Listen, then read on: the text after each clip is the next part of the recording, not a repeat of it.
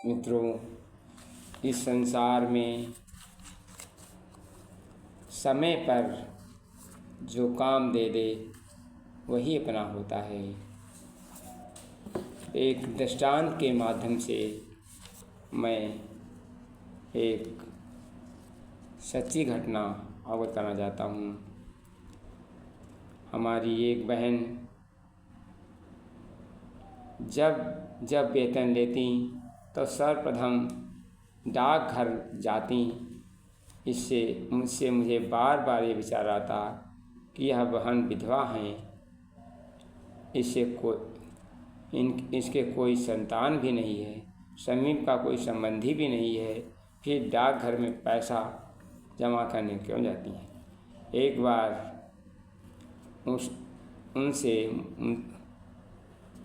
मुझसे भी कहा, बहन क्या यह मनी ऑर्डर कर दोगी, मुझे थोड़ा काम है, आपको कष्ट देती हूँ। मैंने उनका यह काम कर दिया। एक ऐसा 2-3 बार अवसर आया। एक बार तो उनका स्वास्थ्य खराब था, फिर भी उन्होंने मनी ऑर्डर किया। इससे मेरी जिज्ञासा अधिक तेज हो गई। मैंने उस विषय में सबको जानकारी का निश्चय किया। एक बार हम दोनों एकांत में शांत से बैठे थे, तब मैंने चर्चा की, बहन आप अपने प्रत्येक महीने मनी ऑर्डर कहाँ भेजती हैं। थोड़ी देर पश्चात उन्होंने वर्षों पहले मन में छिपा कर रखी घटना का प्रारंभ की। बहन कहा, भैया ये उस समय हमारी स्थिति बहुत निर्धन थी और मुझे पढ़ने का बड़ी रुचि थी, उत्साह था। मेरी माँ जन्म के पश्चात काल कवलित हो गई थी।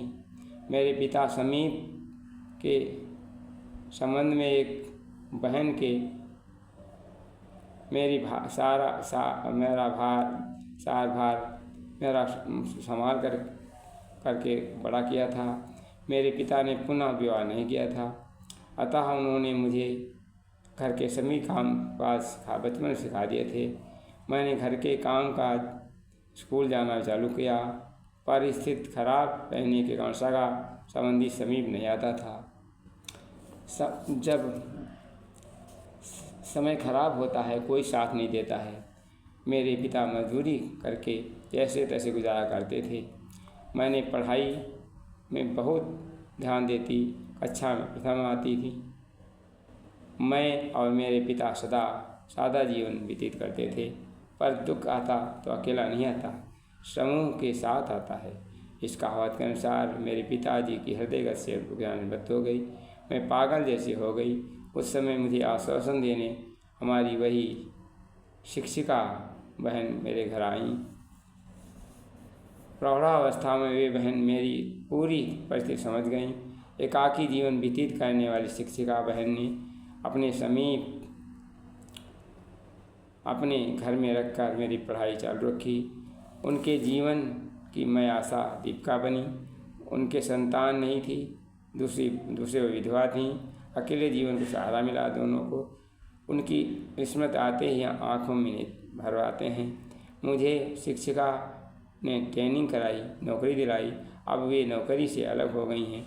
उनकी आँखों में मोतियाबिंद हो गया है, पेंशन नामत मिलती है। मैं प्रत्येक महीने उनके ऋण होने का प्रयत्न करती हूँ। वे साथ तो रहती नहीं हैं, बहुत स्वाभिमानी हैं। इससे मुझे बहुत सावधानीपूर्वक उनकी सेवा करनी पड़ती है। तुमने यह बात मुझे तो बता दी, नहीं तो हम समाज में किसको क्या पड़ी है। घायल की गति घायल जानता है। अब मैं दुख से एकाकार हो गई। ऐसा कहकर प्रसन्न मुख उठी, अपनी कक्षा में चली गई। ये मैं एकटक उन्हें देखते हैं। मित्रों, ये कहानी से हम शिक्षा मिलती है। समय पर हमें सदैव परोपकार के लिए तत्पर रहना चाहिए। भारत में प्रतिभाओं की कमी नहीं है, लेकिन प्रतिभाओं को सहयोग करने वाले विरले होते हैं। इसलिए हम प्रतिभाओं को आगे बढ़ाने में अपना सहयोग दें और